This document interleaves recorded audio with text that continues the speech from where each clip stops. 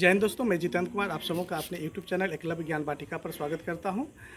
आज हम लोग चर्चा करेंगे प्रकृति से जुड़ा हुआ, इस पर्यावरण से जुड़ा हुआ और अपने जीवन से जुड़ा हुआ एक महत्वपूर्ण टॉपिक पर, जिसका नाम है अंतर्राष्ट्रीय जैव विविधता दिवस, जिसे कहते हैं international day of biological diversity या इंटरनेशनल बायोडाइवर्सिटी।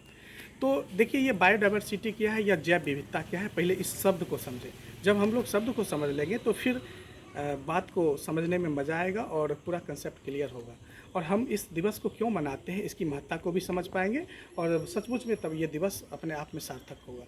तो समझिए पहले जैव विविधता क्या है। नाम में स्पष्ट है, जैव और विविधता। तो देखिए, ये जैव विविधता जो शब्द है, ये दिए थे W.G. रॉसन 1950 ईस्वी में, ये टर्म दिए थे।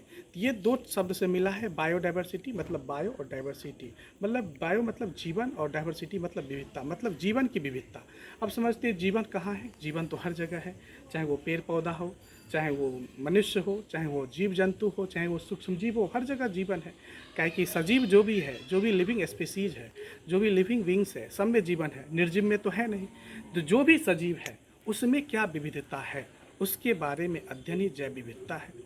तो जो संयुक्त राष्ट्र संघ है, इसने क्या किया था कि नैरोबी में एक संगठन का बैठक हुआ था 22 मई 1992 ईस्वी को, नैरोबी केन्या में है। तो वहाँ पर निर्णय लिया गया था कि अंतर्राष्ट्रीय स्तर पर जैव विविधता दिवस मनाना चाहिए, और 2000 ईस्वी से ये मनाया भी जाता है। प्रत्येक साल का अलग अलग थीम रहता है जिस पे ये दिवस मनाया जाता है। तो देखिए, इसका लक्ष्य क्या है, जैव विविधता आखिर क्यों मनाया जाता है। तो जैव विविधता का मनाने का उद्देश्य है कि ऐसा विकास हो, ऐसा सतत विकास हो, मतलब विकास हो, कंटिन्यूअस हो, लेकिन वो कैसा हो, धारणीय विकास हो, सस्टेनेबल डेवलपमेंट हो। अब देखिए, धारणीय विकास का मतलब क्या होता है, सस्टेनेबल डेवलपमेंट का मतलब क्या होता है, पहले इसको समझते हैं। तो धारणीय विकास का मतलब होता है कि ऐसा विकास हो जो वर्तमान की आवश्यकता को तो पूरा करे ही, लेकिन जो आने वाली पीढ़ी है उसके लिए भी संसाधन को बचा कर रखे।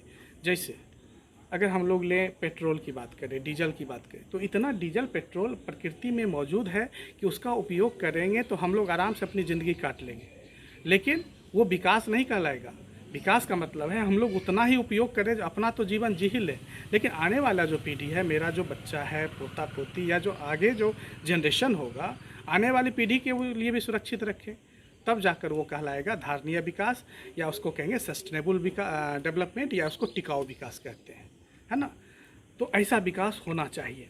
और उन सब विकास का आर्थिक गतिविधियों पर क्या प्रभाव पड़ता है, इन सब का समग्र अध्ययन को ही हम लोग क्या कहते हैं, जैव विविधता के अंतर्गत रखेंगे, और ये उसका उद्देश्य है। तो देखिए, जैव विविधता कई प्रकार का होता है। इसको हम लोग कई मापक पैमाने पर मापते हैं, जैसे प्रजाति के आधार पर, आनुवंशिक आधार पर, फिर जैविक आधार पर, परिस्थिति के आधार पर इसको विविधता को मापते हैं। जैसे आनुवंशिक आधार पर हम लोग देखें तो जैसे मान लिया जाए कि ये लीची है। अब लीची में ही देखिए तो कई वैरायटी का लीची है, कोई शाही लीची होगा तो तरह तरह का है, कोई बादामी लीची है ना। तो लीची का ही है। अगर आप धान का ही लें, चावल का ही देखें, तो चावल में भी आनुवंशिक आधार पर कई प्रकार के हैं, कोई बासमती है, कोई गरमा है, कोई परवल चावल है, कई प्रकार का होता है, अलग अलग क्षेत्रों में अलग अलग होता है। आम का लीजिए, तभी आम का महीना आया है। आम में ही देखिए तो दशहरी होगा, मालदा होगा, खटकी होगा, कृष्णभोग होगा, कई प्रकार का आम है। तो ये जो आनुवंशिक आधार पर क्या है, सब में विविधता है। उसी प्रकार से क्या होता है, प्रजाति के आधार पे होता है। अगर पेड़ ही लें तो पेड़ में भी अलग अलग प्रजाति है, कुछ नींबू का पेड़ है, कुछ आम का पेड़ है, कुछ बरगद का पेड़ है, कुछ कटहल का पेड़ है। कितना पेड़ है उसको हम लोग गिन भी नहीं सकते हैं। परिस्थिति जो इकोसिस्टम है उसके आधार पर है। कुछ क्या है, जो लैंड जो इकोसिस्टम है, जो ग्रास लैंड इकोसिस्टम है उसका है, कुछ घास के मैदान का है, कुछ जो है पॉन्ड इकोसिस्टम का है, कुछ डेजर्ट इकोसिस्टम का है, कुछ फॉरेस्ट इकोसिस्टम का है, कुछ ओशियन का है। तो इकोसिस्टम के आधार पर भी क्या है, पारिस्थितिक तंत्र के आधार पर भी अलग अलग प्रकार के जीव जंतु पाए जाते हैं। तो अब बात है कि हम लोग इसके बारे में क्यों सोचते हैं। अब सोचिए कि आप कल्पना कीजिए, आपके घर में एक बगीचा है, एक गार्डन है। गार्डन में सिर्फ गुलाब का ही फूल रहे या सिर्फ गेंदा का फूल रहे, तो उस वो बागवानी की कल्पना कीजिए जिसमें सिर्फ एक ही कलर का फूल है। अब चलिए दूसरे बागवानी की कल्पना कीजिए जहाँ पर कुछ गेंदा का फूल है। गेंदा में भी कई वैरायटी का गेंदा है, कुछ गुलाब है तो 10 प्रकार का गुलाब है, अड़हुल है तो 10 प्रकार का है, चंपा है, चमेली है, अलग अलग प्रकार का फूल वहाँ पर खिल रहा है। तो कौन सा आपको बगीचा अच्छा लगेगा देखने में। स्वाभाविक सी बात है, जहाँ पर कई प्रकार के फूल होंगे, कई रंगों के फूल होंगे, कई प्रजातियों के फूल होंगे, वो आपको ज़्यादा आकर्षित करेगा। उसी प्रकार जितने प्रकार के पेड़ पौधे होंगे, जितने प्रकार के पशु पक्षी होंगे, वो हमारे लिए और इस मानवता के लिए, इस प्रकृति के लिए, इस पर्यावरण के लिए लाभदायक होगा, क्योंकि हम सभी जीव जंतु और पेड़ पौधे एक दूसरे से जुड़े हुए हैं। आर्थिक रूप से, आर्थिक गतिविधि के आधार पर हम किसी से भोजन प्राप्त करते हैं, किसी से आहार प्राप्त करते हैं, या कि किसी का जैसे पेड़ पौधा है तो पेड़ पौधा से ऑक्सीजन की प्राप्ति होती है, पेड़ पौधा से फल की प्राप्ति होती है, गोंद की प्राप्ति होती है, फर्नीचर की प्राप्ति होती है, कुछ पेड़ पौधा से औषधि की प्राप्ति होती है। जानवर भी हैं, कई जानवर हैं, कुछ डिकम्पोजर हैं जो मरने के बाद गलाता पचाता, उसका भी अपना इंपॉर्टेंस है। कुछ सूक्ष्म जीव है जो रोग उत्पन्न करता है, कुछ सूक्ष्म जीव ऐसा भी है जो लाभकारी भी है। जैसे सबसे अच्छा उदाहरण आप ले लीजिए, जो घर घर में दही खाते हैं तो दूध से दही कौन बनाता है? लैक्टोबैसिलस बनाता है, स्वाभाविक सी बात है। तो कहने का मतलब है कि जितना ज़्यादा जीव जंतु होगा, जितना ज़्यादा सूक्ष्म जीव होगा, जितने प्रकार के पेड़ पौधे होंगे, और जितना अच्छा हमारा ये जो जैव विविधता होगा, जितना समृद्ध जैव विविधता होगा, उतना अच्छा हमारा जीवन होगा।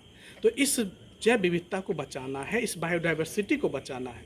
लेकिन अभी जो है वर्तमान समय में हम लोग क्या देखते हैं कि प्रदूषण के कारण, शहरीकरण के कारण, औद्योगिकीकरण के कारण क्या हो रहा है कि पेड़ पौधे कट रहे हैं। जो समृद्ध जो बायोडाइवर्सिटी था, जो मान लीजिए पॉन्ड इकोसिस्टम है, उसको भर के वहाँ पर क्या हो रहा है कि इमारत खड़ा हो रहा है। जो घना जंगल था, कई प्रकार के औषधीय पेड़ पौधे पाए जाते थे, कई प्रकार के टिकाऊ और इमारती लकड़ी के पेड़ पौधे थे, उसको काट कर वहाँ पर क्या हो रहा है कि सड़क बन रहा है, रेलवे ट्रैक बन रहा है। जो प्राकृतिक आवास कई जीवों को प्रदान करता था जो जंगल, उसको काट कर वहाँ पर क्या हुआ, फैक्ट्री का निर्माण हो रहा है। तो ये सब के कारण क्या हो रहा है कि हमारा जैव विविधता का विलुप्त हो रहा है, उसका विनाश हो रहा है। और इसके कारण क्या है कि दुनिया में कई प्रकार के जीव जंतु विलुप्त हो गए। जैसे अब देखिए कि गिद्ध नहीं मिलता है, अब देखिएगा कि बहुत तरह के जो, जैसे रेड पांडा का नाम सुने होंगे, रेड पांडा विलुप्त हो चुका है। लेकिन जो पिछले साल से जो लॉकडाउन हुआ है और ये कोरोना जो है, इसके कारण क्या देख रहे हैं कि बहुत सारे ऐसे जो जीव जो विलुप्त होने के कगार पे थे, जो यदा कदा दिखते थे, अब दिखने लगे हैं। जैसे अभी हाल में एक रिपोर्ट आई है कि हिंद महासागर में सीलाकेंथ जो मछली थी, जो विलुप्त हो गई थी, वो दिखी है या विलुप्त होने के कगार पे थी, वो अब दिखने लगी है। सीलाकेंथ मछली का प्रजाति को देखा गया है। तो ये एक अच्छी भी खबर है। तो हम लोग एक मनुष्य होने के नाते, एक अच्छा जागरूक नागरिक होने के कारण हम लोग को क्या करना है कि अपनी प्रकृति की रक्षा करना है, क्योंकि अगर प्रकृति सुरक्षित रहेगी तभी हम सुरक्षित रहेंगे। अभी देखिए क्या है, कोरोना के समय में ऑक्सीजन का कितना डिमांड है, ऑक्सीजन के बिना लोग मर रहा है। अब सोचिए, ऑक्सीजन तो फ्री में मिलता, ऑक्सीजन आता कहाँ से? ये पेड़ पौधा से। अगर हम लोग अपने जीवन में जितना ऑक्सीजन लेते हैं, उतना ऑक्सीजन के लिए हम उतना पेड़ लगा दें, तो ये प्रकृति पर सबसे बड़ा क्या होगा, हमारा जो कर्तव्य है वो पूरा होगा। अगर हम अपने जीवन में कम से कम 14 पेड़ को लगाते हैं, तो सोचिए 14 फाइकस प्लांट, मान लीजिए पीपल, बरगद, ये सब का अगर 14 पेड़ कम से कम लगा देते हैं, तो सोचिए कि आपने जितना जीवन भर में ऑक्सीजन लिया उतना आप पेड़ लगा दिए। तो कम से कम इतनी तो सेवा कीजिए इस प्रकृति की। सिर्फ लेने के बारे में नहीं सोचना है, बल्कि हम प्रकृति को क्या दे रहे हैं और प्रकृति के प्रति हमारा क्या कर्तव्य है, हम क्या उस कर्तव्य का निर्वहन कर रहे हैं, इसके बारे में हमें सोचना होगा। तभी जाकर सही मायने में हम एक अच्छे इंसान कहला पाएंगे। अगर भारत में देखें तो भारत में पेड़ पौधों की लगभग 4500 प्रजातियाँ हैं, और इसी प्रकार जीव जंतुओं की लगभग 91,000 से ज़्यादा प्रजातियाँ हैं। तो भारत में भी क्या है कि इस बायोडाइवर्सिटी के बारे में अध्ययन करने के लिए, इसको कंजर्व करने के लिए, इसके बारे में नियम कानून बनाने के लिए और उसके बारे में ज़्यादा प्रोटोकॉल तैयार करने के लिए, मतलब एक तरह से कहिए तो उसका समग्र अध्ययन करने के लिए एक प्राधिकरण बनाया गया है, जिसका मुख्यालय ये राष्ट्रीय जैव विविधता प्राधिकरण, जिसका मुख्यालय चेन्नई में है, और ये पर्यावरण एवं वन मंत्रालय के अंतर्गत आता है। तो इसका काम है कि जैव विविधता के बारे में सोचना, उसके बारे में अध्ययन करना और सरकार को सलाह देना, ताकि उसका कानून बनाया जा सके। अभी प्रकृति की रक्षा के लिए बहुत सारे कानून बने हैं, जैसे वायु प्रदूषण कानून है, ध्वनि प्रदूषण कानून है, या वन संबंधी कानून है। तो कई सारे कानून हैं। तो हमें क्या है कि उसका पालन करना है, और एक लाइन में कहें तो हमें प्रकृति की सेवा करनी है। जहाँ तक हो सके हमें प्रकृति एवं प्राकृतिक संसाधनों का बचाव करना है, और ऐसा विकास करना है, ऐसे विकास का समर्थन करना है जो सस्टेनेबल हो, जो अपना आवश्यकता का अभी तो पूरा करता है, साथ ही साथ भविष्य के लिए भी बचा कर रखता है। क्योंकि गांधी जी एक बात बोले थे, राष्ट्रपिता महात्मा गांधी ने कहा था कि प्रकृति के पास इतना चीज़ है, इतनी सामग्री है कि वर्तमान की हमारी जो आवश्यकता है उसको तो पूरा कर सकता है, लेकिन मनुष्य की लालच को वो पूरा नहीं कर सकता, क्योंकि मनुष्य की लालच तो अनंत है, उसका लालच कभी खत्म नहीं होगा। तो प्रकृति मनुष्य की लालच को खत्म नहीं कर सकता है, लेकिन मनुष्य की जो आवश्यकता है उसको जरूर खत्म कर सकता है। तो हम लोग प्रकृति से उतना ही लें जितना हमारी आवश्यकता है, और हम प्रकृति को अपने तरफ से भी कुछ दें, पेड़ पौधा लगाएं, जीव जंतुओं का संरक्षण करें, और इस तरह से हम लोग क्या करते हैं कि अपने जैव विविधता को बचा सकते हैं। अभी बचाने का बहुत सारा प्रयास चल रहा है, जैसे इन सितु कंजर्वेशन, एक्स सितु कंजर्वेशन, ये सब आप लोग डिटेल में देखेंगे। जैसे चिड़ियाघर बन रहा है, जैव अभ्यारण्य बन रहा है, सफारी बन रहा है, उसके बाद एक्वेरियम है, नेशनल पार्क है, बॉटनिकल गार्डन है। इन सब के द्वारा भी बहुत सारे जैव विविधता जो ह्रास हो रहे थे उसको बचाने का प्रयास किया जा रहा है। तो हम लोग अपने तरफ से उसमें क्या योगदान रहे इस पर सोचना पड़ेगा। और 22 मई को जो अंतर्राष्ट्रीय जैव विविधता दिवस मनाया जाता है, तभी जाकर इसकी सार्थकता सिद्ध हो पाएगी। तो इन्हीं सब बातों के साथ हमें उम्मीद है कि आपको ये बात अच्छी लगी होगी, और आप इससे कुछ सीखे होंगे और अपने जीवन में इसको बदलाव लाने की कोशिश करेंगे। अगर आपको ये बात अच्छी लगी होगी तो आप अपने जीवन में ज़रूर पेड़ लगाएं, पेड़ पौधों की रक्षा करें, उनकी सेवा करें, और जीव जंतुओं के प्रति करुणा दया की भावना रखें।